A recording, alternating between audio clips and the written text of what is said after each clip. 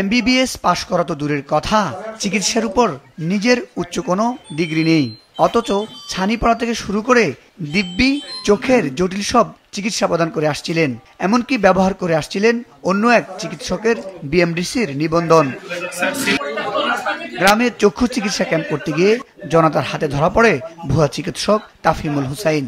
পরে ভ্রাম্যমাণ আদালত বসিয়ে তাকে 3 মাসের কারা প্রদান করেন মুজিবনগর উপজেলা নির্বাহী কর্মকর্তা পলাশ মণ্ডল, আর তার সহযোগী সাগর আলীকে 1 মাসের কারাদণ্ড ও গাড়ি চালক ইমনকে 10,000 টাকা জরিমানা করা হয়।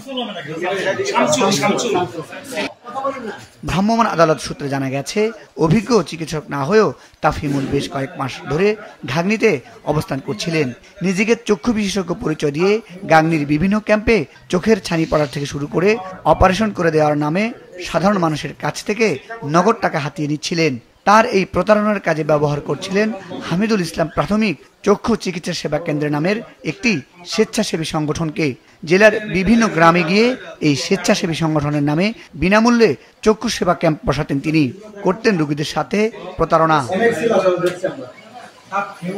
মুজিবনগর উপজেলার জাতারপুর গ্রামের একটি হোটেলে চক্ষু চিকিৎসা সেবা নামের একটি ক্যাম্প করছিলেন।